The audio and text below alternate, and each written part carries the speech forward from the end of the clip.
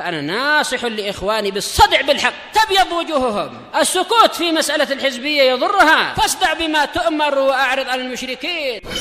سلامي على دماج ورجالها والشيخ يحيى ودار العلم يا سعد بانيها. بسم الله الرحمن الرحيم. الحمد لله رب العالمين. والصلاة والسلام على المبعوث رحمة للعالمين وعلى آله وأصحابه ومن تبعهم بإحسان إلى يوم الدين. Amma ba'd. Ikhwanil kiram rahimani wa rahimakumullah. Pertemuan yang lalu kita mengambil hadis yang ke-6 yang menunjukkan tentang keutamaan mempelajari Al-Quran dan mengajarkannya. Dan Al-Quran merupakan seutama-utama ilmu, sebab semua ilmu dari ilmu agama ini sumber utamanya adalah Al-Quran. Nah, sekarang kita masuk pada bab setelahnya. Ketika seorang telah berhias dengan ilmu, maka di sana ada hal yang terbuka baginya dari pintu kebaikan yang sangat besar, yaitu menyampaikan ilmu. Ya, sepantasnya siapa saja yang memiliki ilmu walaupun sedikit untuk bersemangat dalam menyampaikan ilmu yang telah dipelajarinya. Qala hafizahullahu ta'ala babul hathi ala tablighil ilmi. Bab dorongan untuk menyampaikan ilmu. An Abdullah bin Amr bin al-As radhiyallahu anhuma أن النبي صلى الله عليه وسلم قال بلغوا عني ولو آية. رواه البخاري. Dari Abdullah bin Amr bin al-As radhiyallahu anhuma, sahabat yang mulia yang dikenal dengan abidus sahabah, ahli ibadahnya para sahabat. Bagaimana tidak, akhwan? Allah Subhanahu wa taala telah berikan taufik kepada Abdullah bin Amr bin al-As semenjak masa mudanya untuk memiliki semangat yang tinggi dalam ibadah. Sampai-sampai karena semangatnya yang luar biasa dalam ibadah, ditegur oleh Nabi sallallahu alaihi wasallam untuk dia tetap memberikan hak bagi dirinya dan memberikan bagian untuk berbuka dari hari-hari yang dilaluinya dan memberi bagian untuk tidur di malam harinya. Baik. Selain itu beliau juga dikenal semangat dalam menulis. Sampai-sampai Abu Hurairah radhiyallahu anhu mengakui bahwasanya tidak ada satupun yang lebih banyak hadisnya melebihi dirinya kecuali apa yang ditulis oleh Abdullah bin Amr bin al-As. Karena Abu Hurairah tidak menulis, sedangkan Abdullah bin Amr menulis. Di sini menunjukkan keutamaan seorang bersemangat dalam menulis dan mencatat. Karena hifdz akhwani fillah dan dhabt itu terbagi menjadi dua. Naam, dhabtus sadar dan dhabtul kitab. Dhabtus sadar yaitu penjagaan seseorang terhadap hafalan. Seorang ketika memiliki hafalan yang kuat, nah, kapan saja dia ingin mengeluarkan hafalannya mampu. Maka ini sungguh merupakan keutamaan. Karena ilmu hakikatnya yang tersimpan di dada-dada kita. Sedangkan dhabt yang kedua adalah dhabtul kitab, yang ini menjadi pendukung, penguat. Apalagi bagi mereka-mereka yang dari sisi hafalannya tidak sekuat mereka-mereka yang Allah Subhanahu wa taala berikan anugerah berupa hafalan yang cepat dan bertahan lama. Karena manusia terkadang cepat menghafal tapi cepat lupa. Ada yang menghafalnya lama, cepat lupa juga. Ada yang menghafalnya cepat tapi bertahan lama. Nah, ini yang Masya Allah, menghafal cepat dan bertahan hafalan tersebut lama. Baik. Tapi di sana ada yang ada kelemahan dari hafalan, maka ada peluang baginya untuk bisa menjaga ilmu dengan mencatat yang baik. Baik. Nah, dari Abdullah bin Amr bin al-As radhiyallahu anhuma bahwasanya Nabi sallallahu alaihi wasallam bersabda, "Ballighu anni walau ayah." Hadis ini sangat singkat tapi merupakan dasar pokok dalam syariat kita terkait dakwah ilallah. Nabi perintahkan, "Ballighu anni." Sampaikanlah dariku apa saja yang didengar dari Nabi sallallahu alaihi wasallam berupa ilmu. Karena Nabi sallallahu alaihi wasallam mengajarkan kepada para sahabat ilmu, dan beliau tidaklah berkata kecuali kebenaran. Maka di sini perintah umum, semua yang datang dari Nabi sallallahu alaihi wasallam, ballighu, sampaikanlah. Karena padanya apa? Ilmu dan padanya faedah. Walau ayat, walaupun yang disampaikan itu hanya satu ayat. Nah, hanya satu ayat yang singkat. Tapi apabila itu adalah yang engkau dengar dari Nabi sallallahu alaihi wasallam, maka sampaikan kepada umat. Ballighu anni walau ayat. Sampaikan dariku walaupun itu hanya satu ayat. Hadis dikeluarkan oleh Imam Bukhari yang padanya dorongan yang sangat jelas bagi setiap muslim maupun muslimah untuk menyampaikan ilmu yang telah didapat. Karena Nabi perintahkan ini kepada para sahabat, dan tentunya isyarat juga kepada umat ini secara keseluruhan. Siapa saja yang mereka memiliki ilmu, apakah itu ilmu Al-Quran ataukah ilmu As-Sunnah, untuk dia dia sampaikan kepada umat, dia ajarkan kepada manusia. Nah, dan dakwah ilallah fanifillah merupakan seutama-utama tugas, karena inilah tugas para nabi dan rasul.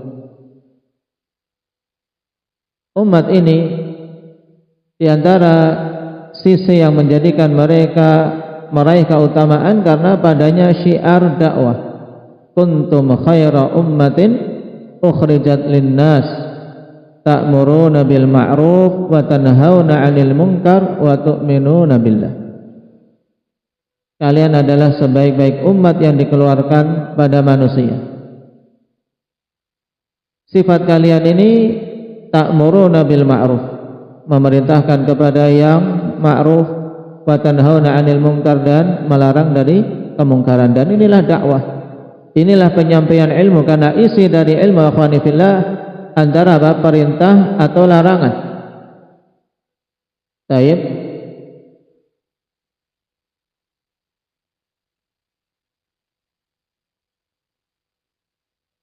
Dan kalau kita perhatikan para salaf rahimahumullahu ta'ala ajma'in, mereka adalah orang yang sangat bersemangat ikhwan dalam upaya untuk menyebarkan ilmu, walaupun pada waktu-waktu yang sesingkat mungkin. Makanya Nabi katakan di sini, walau ayat, walaupun satu ayat engkau ajarkan. Karena menyampaikan ilmu, kita hafal satu ayat, kita talqinkan kepada anak kita, itu ilmu. Kita menyampaikan ilmu pada mereka. Sehingga pintu untuk menyebarkan ilmu akhwan sangat luas. Jangan dikira pintu menyebarkan ilmu itu hanya duduk di majelis, kemudian berdiri di mimbar-mimbar, tidak.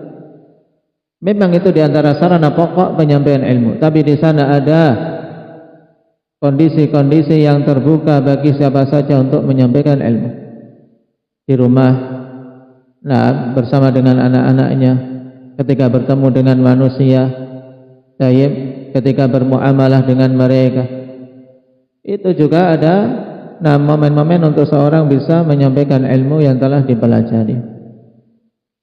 Sebuah athar yang sangat bagus dari Abdullah bin Mubarak yang butuh untuk kita jadikan pendorong juga dalam masalah menyampaikan ilmu dan mengajari manusia ilmu. Dikeluarkan oleh Imam Al-Baihaqi rahimahullah ta'ala dalam Al-Madkhal.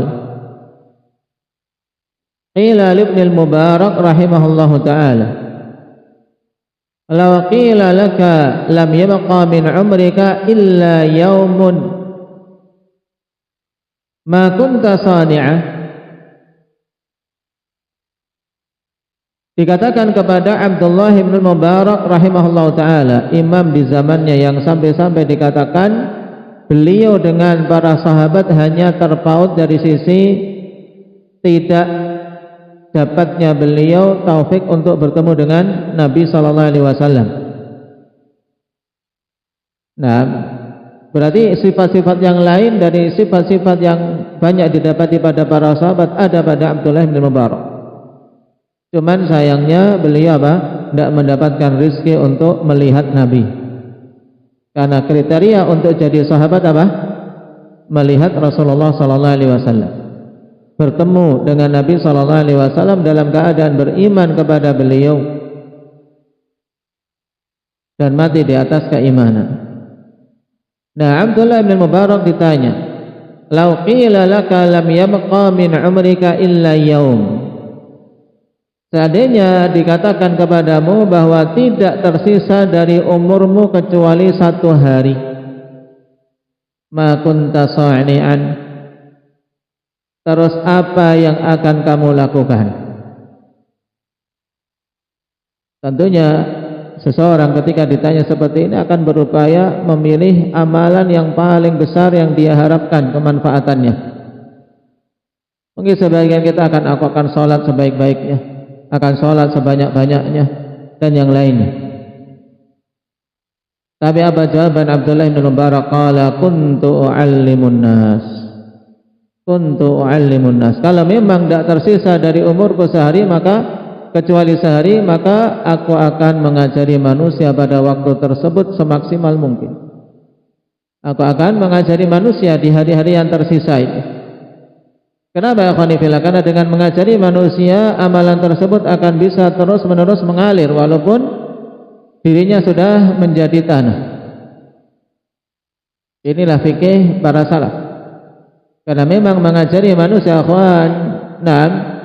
ibadah yang sangat agung nilainya.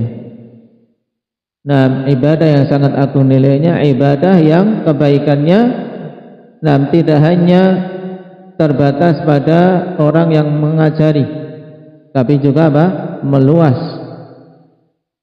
Makanya seperti ini lebih utama dibandingkan ibadah-ibadah yang sifatnya pribadi.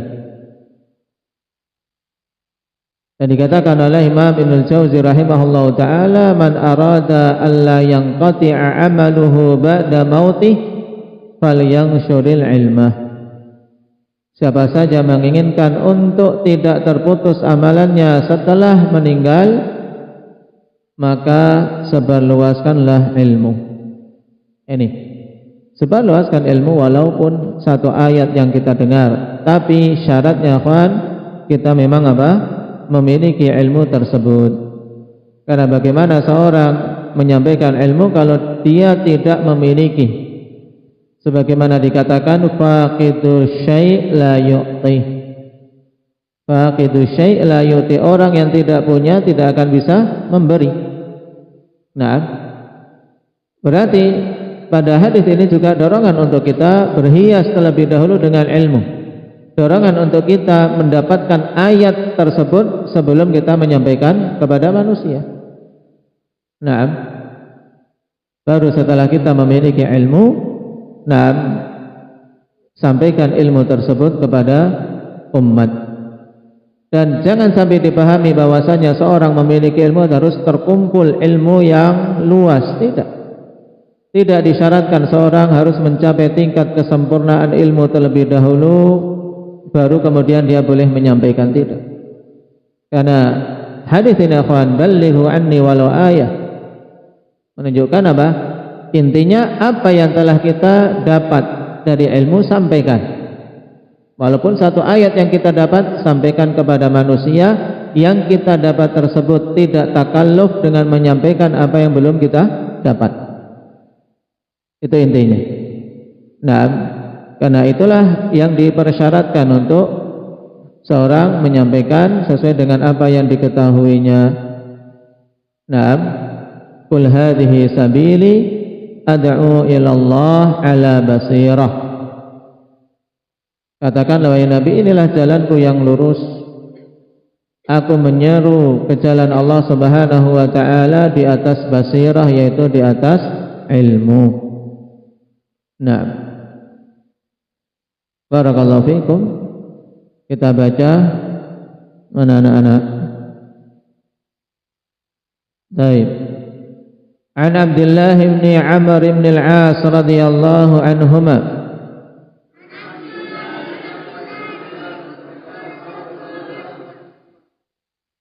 Perhatikan, ini namanya lumayan panjang, yang kecil-kecil. Perhatikan, tidak usah lihat tulisan. An Abdullah bin Amr bin al-As radhiyallahu anhuma.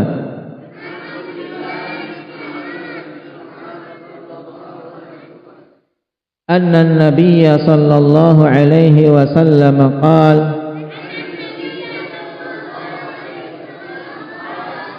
ballighu anni walau ayah.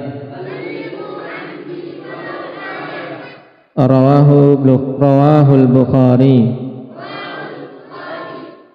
An Abdullah bin Amr bin al-As, biar mudah dipisah saja, karena kalau mau digandeng Amrin bin al-As kan sulit untuk anak-anak. An Abdullah bin Amr bin al-As radhiyallahu anhuma.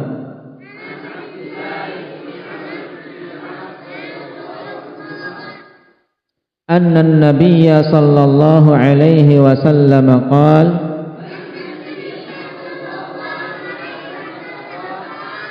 بلغوا عني ولو آية. رواه البخاري. والحمد لله رب العالمين.